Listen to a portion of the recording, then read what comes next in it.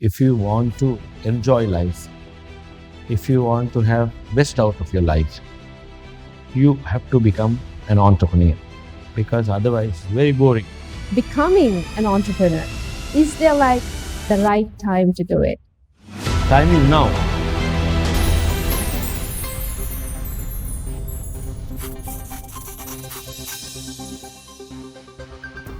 A very warm welcome to the Entrepreneur Show, and we are certainly glad to see such a beautiful audience gathered here to witness the first episode of the Entrepreneur Show featuring Mr. Dilith Jayaweera.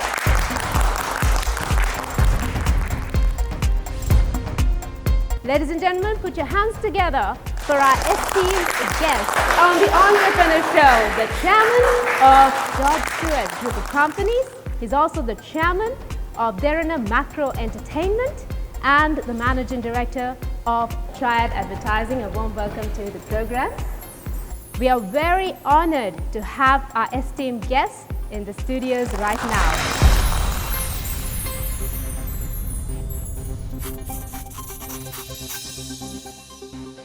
And we are certainly privileged to have a personality of this caliber featured on the show. Thank you so much for accepting our invitation to be on the show. Thank you for inviting. And Dilith, our very first question would be about what the term entrepreneur is, because there are various interpretations of the term entrepreneur. Many different entrepreneurs understand it the way they want to understand it. So what's your take on it? So that's the whole idea of the word entrepreneurship. In fact, it has its own technical definition. We hear it in our management, day-to-day management lingo. But it doesn't necessarily mean that we have to agree with that technical meaning of entrepreneurship or entrepreneur. It in fact means when you are applying your creative thinking to address a situation or a solution that you are seeking, or when you see an opportunity, how you sort of take that from a risk-taking perspective. And that is largely, you can call it entrepreneurship. Right? I suppose that. Speaking of risk-taking, now when starting up a business, the first thing people think of is the risk. So in your point of view, and as a personality who has actually opened up many different ventures, tell me about the criteria used to evaluate risks linked with starting up a business. Yeah. Now, as I said, this is the entrepreneurship that you are talking about in a business perspective. In a business perspective, when you are applying entrepreneurship, of course, risk is probably the most important one, leaving aside all the other aspects of it. The answer to your question is, now when one is trying to take, let's say, start a business, you see that there is risk involved. That risk could be of a multiple aspects. To evaluate that, there is a simple theory. That's my theory. I think that theory has worked for me. Obviously, it will work for the others. So you will always look at the worst case scenario in anything that you do. Worst case, what can happen? Can you lose all your investment? Can you afford it? Or you are going to lose part of it? Can you afford it? And if you are going to lose another opportunity, can you afford it? So that is basically the worst case scenario. Worst case scenario, you are going to lose everything. If you lose everything, still, if it is not a problem that you can sort of stomach, you can take it, then no problem. So that is where the definition of, how to address the concept of risk taking. And also how to evaluate it. And that is how you evaluate it. That's certainly before getting into any business. Any business, you basically would want to see what is the downside of it. The lowest is that you can lose all your investment. That is the worst. So if you can afford that, so that's why when you sort of try to start a new venture or a startup, you must sort of evaluate the worst case. So from there onwards, is for you to gain. Exactly. And speaking of taking risks, there's always this fear behind it. So how to actually manage the fear of failure when starting a new business and also navigate uncertainty, I'd say. See, fear of failure is a good thing. It is not a bad thing. It is always a concept that you must apply to your life at large. It is in fact called healthy fear of failure. So again, applying the concept of worst case scenario, you must have that fear of failure. Fear of failure can drive you. Actually, it is a positive thing, but it should be that the healthy fear of failure. It is not to demotivate. It's not a demotivation. Right. And also speaking of budding entrepreneurs, now we have invited an audience here and we have a lot of aspiring entrepreneurs out there. And being an entrepreneur means it's a contribution to the economy of the country as well. So maintaining discipline is also vital for success. So how do you prioritize tasks and maintain focus in challenging times, I'd say? See, if you are an entrepreneur in a real sense of the word, you're supposed to be creative. You're supposed to be a sort of a maverick. You're supposed to be a risk taker. So if you're all that, what you basically do in this situation, that you take every such opportunity from those three perspectives and then fix it. It's on the go. So fixing things on the go. It's about being impromptu. Is it? In fact, if you are a real entrepreneur, it is that you take decisions with what you call is a situational analysis that you apply, and then you take decisions on the go. But I must tell you, many wouldn't even understand the concept of this perfection. We at times go wrong when we want to be perfect. So entrepreneurs don't have to be perfect. It is, the other theory is called appropriate perfection. You take it appropriately. So if you are doing something creative, there is no set way to call it. This is the perfect way to do it. So you just do it, and you keep improving. Exactly. And it's all about each and everyone's creativity, as you mentioned at the beginning as well, Dilith, that the term entrepreneur itself is different to every individual and they take it differently depending on what they want to pursue it. So being an entrepreneur means you got to have financial management as well. So how do you approach financial management within your venture? So it's financial management directly relates to protecting the capital. If you are an entrepreneur, more than anything else, entrepreneur, business person. The key thing is the protecting your capital. There you need a lot of discipline. Most of our young entrepreneurs go wrong when they don't know how to protect their capital. Of course, on the go, the other most important thing is like what the Sri Lanka as a country facing. The other most important thing is the cash flow management. You can have a very strong balance sheet, you can have a good P&L, but if you don't manage your cash flows, then your business is going to die. If you want to protect the business, two things: protect the capital, manage your cash flows. That's it. You're right. And that's vital. Of course, as you say, that if you don't manage the cash flow, it's going to lead to failure. So we need to. But Shareefa, most of the time, if you closely analyze when these young entrepreneurs, the budding entrepreneurs go wrong, in fact, in these two areas. Well, that's the reason why we have the Entrepreneur Show, to give them tips from people who have reached immense level of success in the entrepreneurship world. So speaking of becoming an entrepreneur, is there like the right time to do it? See, if you are applying entrepreneurship for business, there is nothing called right time. Time is now.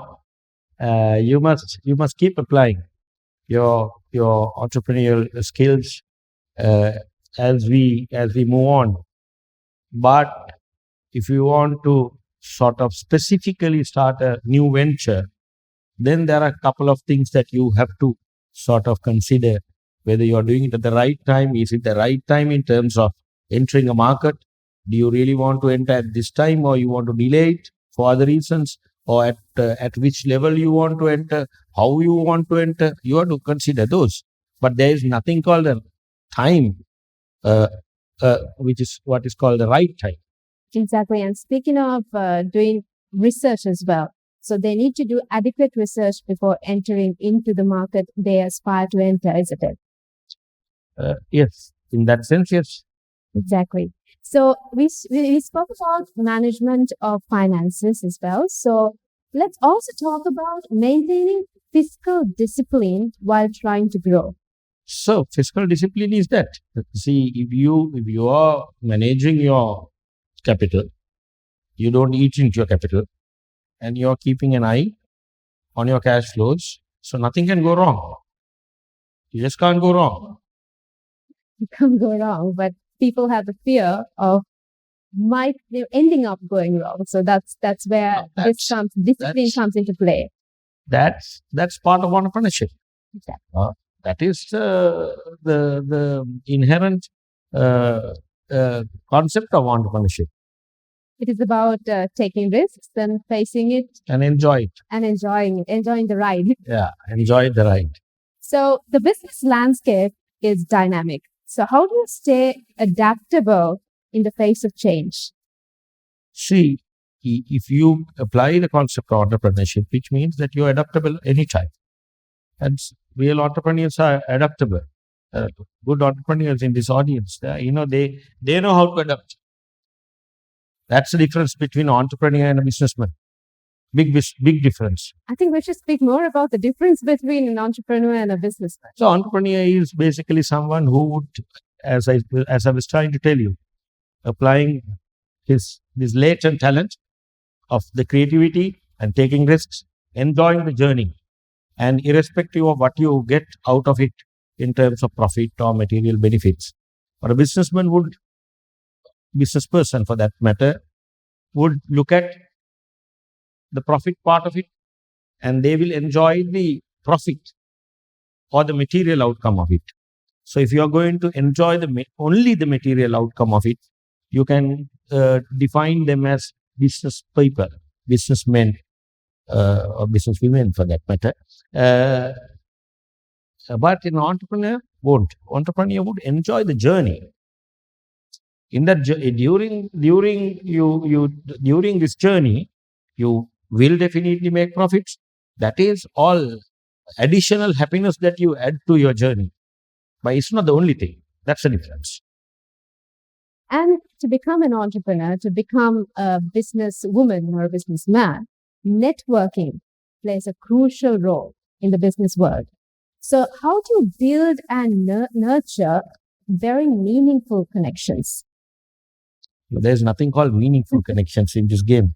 Connections are connections, and every connection matters, irrespective of what the strata or what level, how valuable.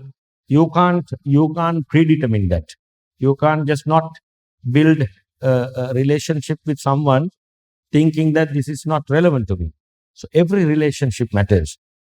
So if you are into business, one thing we must remember: you deal with human beings. Every human being matters. So that's the concept of networking. Interesting. And it's about also not forgetting the network as well. Yep. You have to network and still have them intact.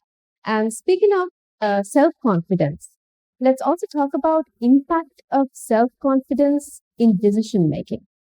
So self-confidence, again, is in every entrepreneur has that confidence. It's just that they wouldn't know that they have it.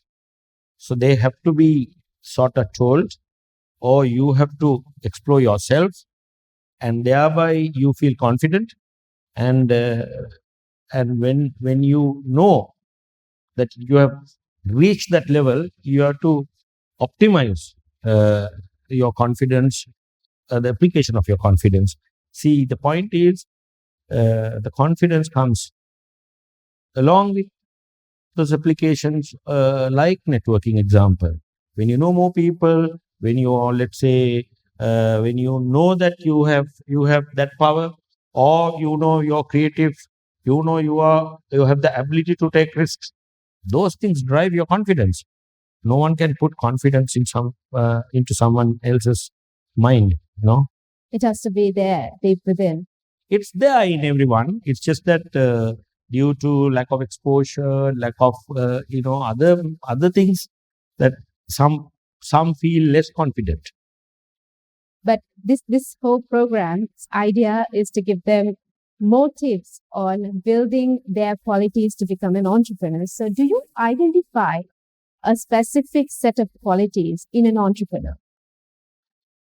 See, my belief is that there's an entrepreneur in every human being.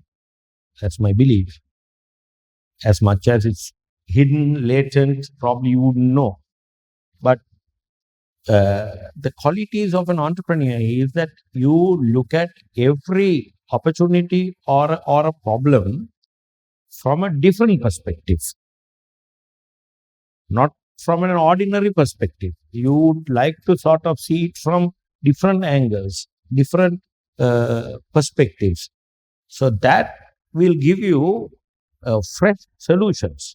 Every fresh solution brings in a new opportunity, and that can drive your business to the next level.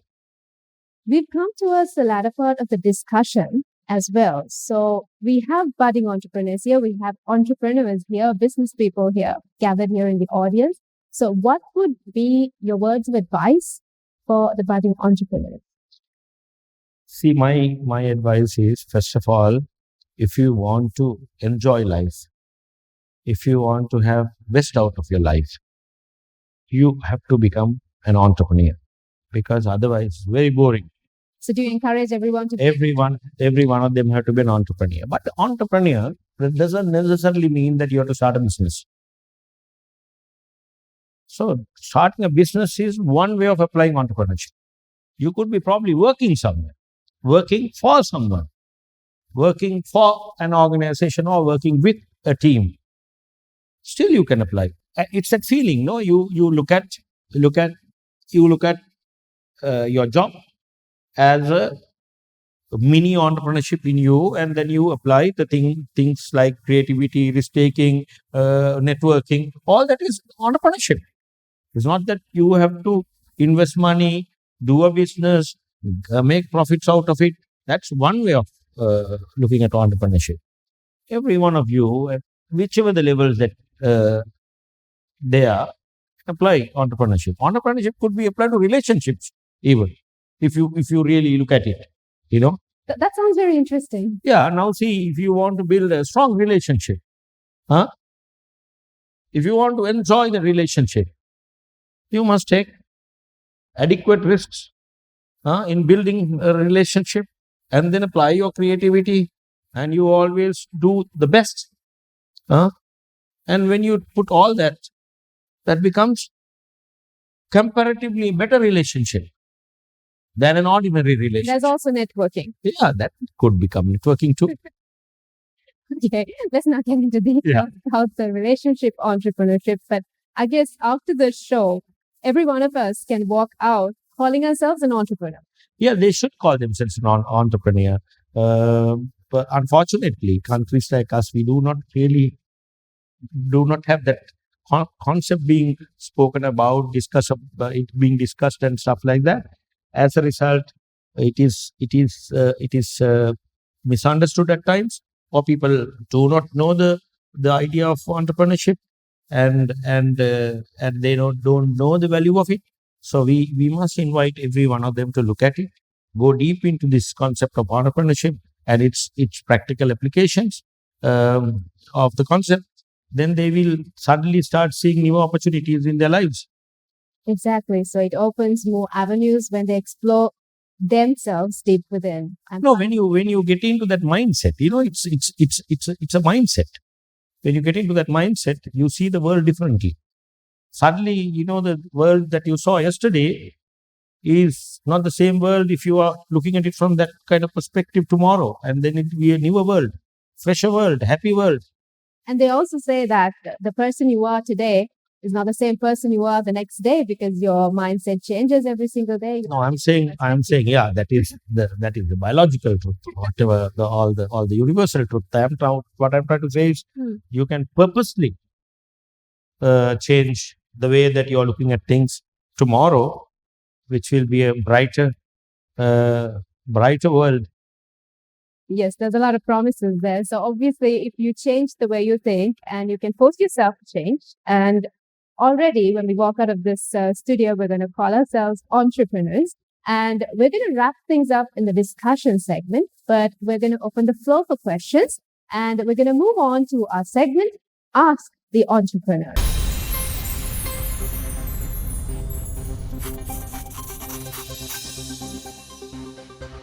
So we can accommodate a few questions from the audience. So please raise your hands if you have any questions. So I'm Sankalpa. I'm from Malawi. I have a question. When you were starting out, could you relate us a story where you've used the principles of entrepreneurship in your life and how that brought you success in your career and in your journey? Sankalpa is a nice name. Sankalpa is like this. Okay, your concept, you have named yourself, right? It's like this. When you start a business, if you apply a concept of entrepreneurship, first thing is, as I was trying to explain, look at it from a completely different point of view. And it may be the same ordinary business project that you're looking at. Look at it from a different perspective. You see it differently. What we don't do is that we are trying to see it from the same perspective. Then there is no entrepreneurship. So you have to say bird's eye, from right, from left, from whichever the side. Then you start seeing it very differently. And then you see different opportunities. That could create the kind of super profit that you want to sort of see in a entrepreneurship or a business for that matter. You talked about managing the cash flows and protecting the principal, the capital. So let's say a use case, suddenly you lose 2 or 3 of your main, say you're running a company and it's going smoothly, and suddenly you lose 2 or 3 of your main clients and your cash flows hit. There's a hit for your cash flows.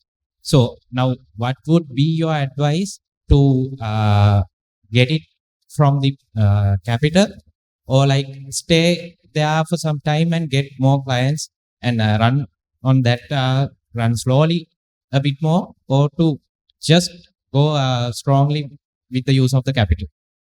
See, your specific example talks about a problem, right? Now you're facing a problem. So this is where you have to be creative. So you are giving 2 options. Either how do you work on your capital and have confidence in, and you absorb into that and to take it from the capital, or you try to sort of stay on. Now, if you take that particular example, I would say there may be another 3rd, 4th, 5th way to look at this. Probably you don't even look at the client or the clients for that matter and the capital. You look at completely something different. You completely focus on another business even. I don't know, right? as another option. So in my life, if you take the very thing that I have done, I have faced these situations. So the example, when the electricity the cuts were on at some point, our businesses were getting, especially advertising businesses, were getting badly affected. So I started concentrating on a food business, which had nothing to do with advertising. Because I thought, okay, now this is going to be a big problem. Why wouldn't I look at completely something else? So I wouldn't know probably. If you look at that problem, you may not even see solutions. But if you look at that problem, to ignore that and look at other options, then you see opportunities. Hi, I'm Sonal, and I'm an undergraduate at a state university, and also I work in the media industry simultaneously as well. So my question to you is, I'm currently in the process of starting my own business with my own team at the university. So how can I leverage my experience in media to bolster or boost my starting of the business? Since you have already have experience in the media field as well as experience in the business field. I do not know the kind of business that you are trying to get into. Whatever the business, obviously, media, or for that matter, publicity, as Kotler always calls it, is part of those 4 P's. No? Kotler's 4 P's. So publicity is one. And it's a very vital part of any business. To answer your question, plus to help the rest of the young budding entrepreneurs, I would say that people do not actually really value the value of media. Meaning the kind of media, whether it is conventional media, above the line or below the line or whatever you call it, or new media, that in fact plays the most important role in every business. That is where the concept of brand building comes into the picture. So if you want to build a brand, not that if you want to build a brand, if you don't build a brand, you are anyway dead. If you are building a brand, or when you are building a brand, you need to use media very effectively and aggressively. You should use it. If you are now got that experience and exposure, you have to use that your unique proposition. Because you are good at it.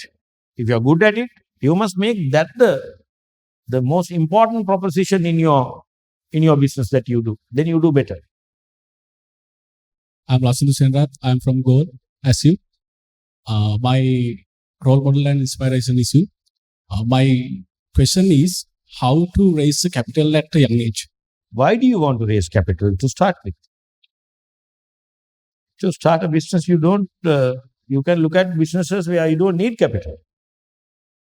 So don't worry about raising capital. Find a business where you don't need capital. There are lots of opportunities, including reading palms, doing astrology, giving tuition. You don't need capital. Many businesses, there are lots of options where you don't need capital. But if you want to build capital, like you start a business where you. I also doing tuition now. That is right. No? So that is how you build capital. So you just give tuition initially to build the capital. Thank you very much. Right. So with that, it's time for us to wind up the Ask the Entrepreneur segment. Thank you very much, Mr. Dilith Jayaweera, for being a part of the show. It was really an absolute pleasure having you with us on the very first episode of the Entrepreneur Show. Thank you for sharing your insights as well. And with that, it's time for us to wind up our first episode of the Entrepreneur Show. See you next time with another leading entrepreneur. This is the Entrepreneur Show.